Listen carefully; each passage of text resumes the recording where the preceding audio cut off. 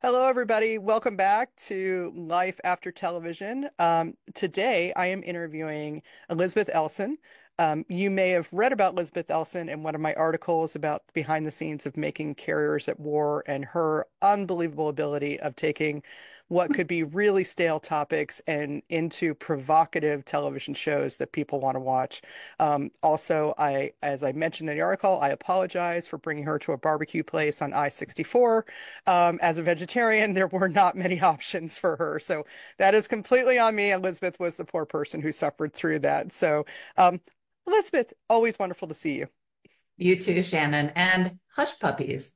Hush puppies. There were hush puppies. There was hush That's puppies. If right. I think French fries was we And were they were able to. good. They were good. They were good. So, um, let's just start. Tell us a little bit about your time in television. Give us some of the highlights. Everything that you've done you did in television. I did quite a number of things in television. I got into television by accident and worked there quite happily for about 25 years. I did everything from I started at Channel 13 WNET in New York, working on some of the live broadcasts, live at Lincoln Center and documentary. I did some more traditional, like NEH funded documentaries while I was in New York, straight doc. And then when I moved to Washington, I got more into the TV side of things, the commercial aspect of things. So I've worked on shows that were shot in prisons, in casinos, on carriers, uh, Hmm. on Air Force bases, on Army bases. I did a lot of crime shows, history. I was very fortunate, I think, because I got to bop around from genre to genre. I never really got pigeonholed in anything. So as a result, I had a lot of amazing fun experiences, doing recrees, just talking to people that I never thought I would normally have access to. I mean, it was wonderful. Yeah. So, one thing that you talked about, starting from the beginning of your career till moving into more television documentaries, was you have this ability to tell almost any story, to find what I like to call, saucy nuggets are in the story and make it into something very provocative. I'm glad you think so. I do. I think so too. Yeah. I mean, that's one of the things I always really love about our industry is the opportunity to really delve into something that you really don't know anything about and find a way to make it exciting to an audience who also might not know too much about it. When we were working on space disasters together, you remember Mm-hmm. that one? Oh yeah. Trying to explain some very complicated technical things about the rockets and the shuttles and still let people know what's at stake with that technology. I mean, there's so much research and backstory for me that went into writing and understanding how to construct all those shows that didn't necessarily end up in the script but informed how I told the story and how I chose to shape it. So I I just love that. It was super fun. I think space disasters is a good example of identifying your audience's needs because I remember we were dealing with some, and I think it was Mike Massimino had to go out on a spacewalk and replace a panel, Mm-hmm. but he didn't have like the right drill bit, and he was stripping the nut, he was stripping the screw, and for Mike and astronauts, it just seemed like a normal kind of like, oh, snafu. But you were able to take it and describe it in a way for the audience that it's not like he can run over to Home Depot and get another screw or gets WD-40 or just do that. He's on a spacewalk. There's jeopardy and stakes in there. So even working with the talent that you had, sometimes that you had to work to pull out, like, no, this is pretty dramatic, right? Oh, absolutely. I mean, and it's funny you mentioned that because I was actually thinking of that and also the show that we did, the Air Warriors one about the C-130. Hmm. Now that is a cargo transport plane. So it's not like a glamorous plane Hmm. that, is going to be shot at, and it's flying very high, but still you have to work to an act break to get somebody over the act break. What is exciting about this mission that somebody is flying? And you're right, the guys who are and women who are in these situations never think that it's dramatic. They're Hmm. just doing their job. Um, you know, so that's a challenge, but there's always something interesting about every single one. And that's what I really like about writing and working in our industry is, it's my job to find out what's interesting and allow the viewer, the audience to make an emotional connection to understand why it's interesting and possibly what's at stake. Otherwise, why are they going to watch it? Exactly, exactly. I was talking to someone recently about, I was working on a project about golden eagles, and they're kind of the lesser famed animal, raptor compared to the bald eagle, but they predate, they hunt pronghorn and juvenile reindeer.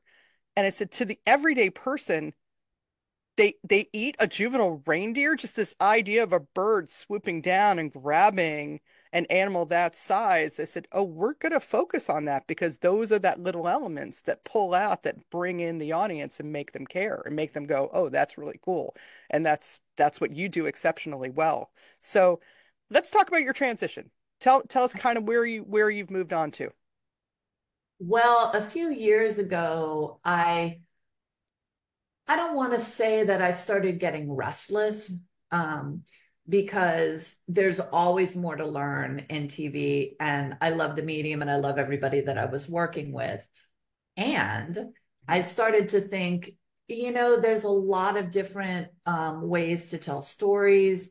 And I also started to notice that, things were not getting greenlit as quickly. Mhm. And people that I had a lot of respect for seemed to be out of work more than they typically were. And I thought, let me just kind of explore what else is out there. And I wanted to also keep my storytelling skills sharp because I never want to get stale. One thing about our industry is that you can always learn new skills and you can. So I thought, Absolutely. let me just see what else is out there. And I started to get really interested in social media, digital media, communication strategy and marketing strategy. I did a little bit of that when I was in New York. Hmm. I had a company that did short promo videos for people, and I always really enjoyed the structure and the discipline of having to boil down a message into 30 seconds, Hmm. 60 seconds, 90 seconds. At heart, I'm a writer. And so that's fun for a writer. It's very challenging to figure out how to do that. And I also realized that what I really like helping people do is determine what their message is. What is their core message? What is their unique value proposition? Who is their target audience? I just really like the strategy part of it.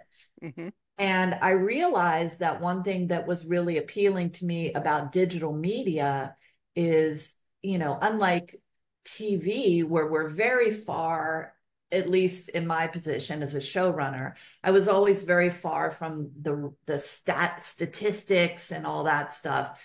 With digital media, it's out there. You can see it. You can measure it. You can understand very quickly how your communications and marketing strategy is working, and you can pivot. You can try different things, and it doesn't take like months to build it. You can just do it, and there it is. It's And cool. and you don't really, when you're a TV producer, it's sometimes you have to struggle to get that data from your Yeah. client. You don't get that data. They have it, but we as creators don't necessarily have that. So that's a great bonus I didn't mean to interrupt, but that's a great bonus to move into digital and knowing that. It is. It is a great bonus. And yeah. So anyway, that's what piqued my interest, all of those things. And so I realized that that was something that was I wanted to head into. I didn't have any offers after I worked on, I forget the last thing that I worked on actually. What was it? It was for Red Rocks. I don't even remember at this point. It was a Yeah, couple years ago. yeah. You know. Oh God, it was one of the shark shows. Oh yeah, a It shark was show. Shark. It was Shark, and It was that Shark. It was Shark Attack Files, which was a was different thing. No, it was Shark Attack Files because what was amazing was you were able to bring your experience that you had done in true crime and bring that into building this kind of dramatic arc, like a true crime in the Shark Attack things. Instead of having a murder victim, it was like, oh, shark bite, and that's how you wove it through. Right. yeah, that was a fun show because that was my first natural history. Hmm. And so I learned a lot about the challenges of shooting an animal who may or may not show up Oh on yeah, no. view.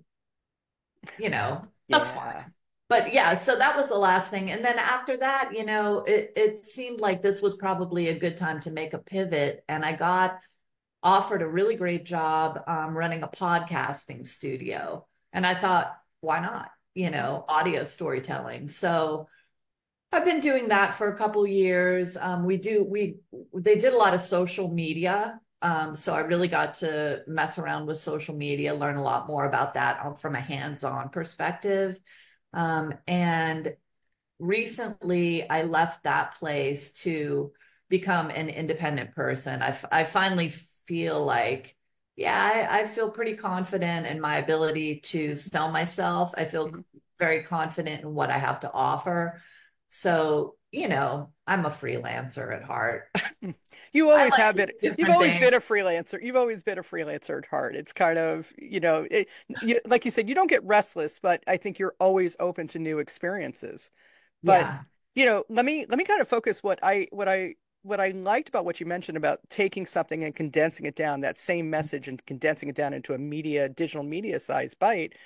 Development people have to do that all the time. We'll have a Yeah. full concept, but then what is our elevator pitch? What's the log line? If it takes more than three sentences to sell it, it may actually be too complicated. Yeah. But I'm really impressed with how you've identified the skills, those key skills, unique skills you have, that you're not just a producer and you're not just TV. You organize, you strategize, you analyze, you're able to put together a story that's effective. And those are all things that go way beyond television. That's not just limited to 5 acts, 4 commercial breaks, signposting, all these kind of television terms that I'm using. These are all things that we have to do just to tell the audience, in case you're not in television, these are things we have to do when we structure a story for commercial breaks, is to make sure people come back. Mhm. We amp up the drama, we amp up different things. So we have these little nuggets that people come back and they're really fascinated by. So, but those skills apply when you're doing a 30-second piece or you're doing any other type of project too. Yeah, 100%. They do. And that was a relief for me, to see how they translated. The challenge, of course, is the tech.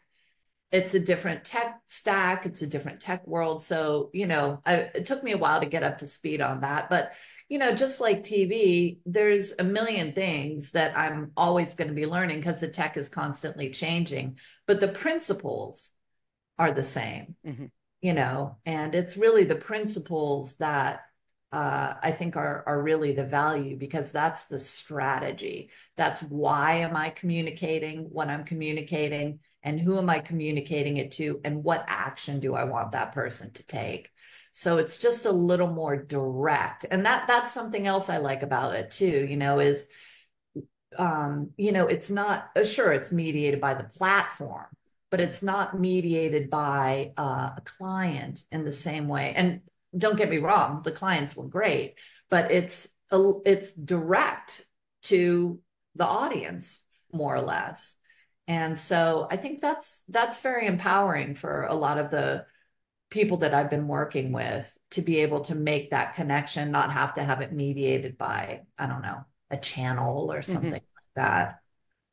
Yeah. One other point I want to bring up just to in to differentiate from the other interviews I've done. And I think it's just a talent that you have. And I'm gonna get a little personal because Elizabeth is also my art buddy. So That's Elizabeth, true. we are art buddies. So Elizabeth and I will regularly go to the Phillips Collection or the National Gallery, or if there's an art show, and we'll do this. And yet, if you looked at the work we've collaborated together on, it's space disasters, air warriors, shark attack files, it's this very different than going to the latest Edward Hopper show You'd or never guess. you'd never guess. But I think that's important for people, and tell me if you agree, it's getting that research and becoming knowledgeable about it so then you can become the advocate for that. It doesn't necessarily mean Mhm. you have to be a fan or you have to be completely educated, expert, scientist, etc. They help contribute to that. But that being that advocate and knowing that and being able to convey that is incredibly important and a valuable skill. Would you agree? I would 100% agree because at the end of the day, it's not about me. Hmm. It's about helping someone get their message across in the most effective way. And obviously, there's people that I'm not going to work with Hmm. that wouldn't want to work with me who are, I mean, I wouldn't name any names, but just mean people or I don't know, some Or horrible, certain subject matters that you just don't yeah, feel you certain could do, subject matters. you couldn't do it justice. It's just not something that Exactly. you'd be able to do. I confess I could probably never do any type of project about accounting, anything that's along those spaces. And I'm not knocking that. It's just my brain doesn't necessarily think that way. And so Yeah. you could explain it to me over and over again. I'm like, I'm not going to be the best advocate for this. I'm not. I would actually like an accounting product. That would be It could be that would be very it interesting. could be really cool. It could be very, very interesting. So, well, let me ask you. So, one last bit of advice for people who, are feeling that they need to transition out of television or want to transition out of television. What last piece of advice would you give them? I would say, wow, I have to think about that. I would say the most important thing that you can cultivate to get out of whatever industry you're in and make a change would be curiosity and humility because you have to be curious about whatever else is out there. Um, and you really have to you have to have some humility. I mean, I'm a middle-aged lady who had a very successful TV career and I wouldn't say I'm starting at the very bottom because I don't feel that I am, but it is a slightly different industry. I have to reprove myself, Mhm. and that that takes a little bit of humility. I don't mind because it's fine, but I think that it could be hard, for people because I used to be able to kind of come into a place and people were like, "Oh, you did this. Oh, you did that. Oh, that's so great." And now I'm coming in, it's like I can do this, Mhm. but I haven't necessarily done it yet. I know I will, so I'm not worried. But, you kind of have to, yeah, it's a different mindset. I think it's humility with confidence. Yeah, exactly. Yeah, not low self-esteem No, because I know no, I don't have that.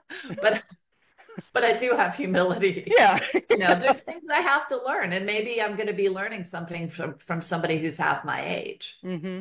and that's okay. Hmm. It's fine. Yeah, yeah. Well, Elizabeth, that's how we so Damn we it. Elizabeth. Thank you so much. Thank I you. really appreciate it, and I hope people take our chat and run with it. Me too. There's hope. Okay, thanks. Thank you. Bye.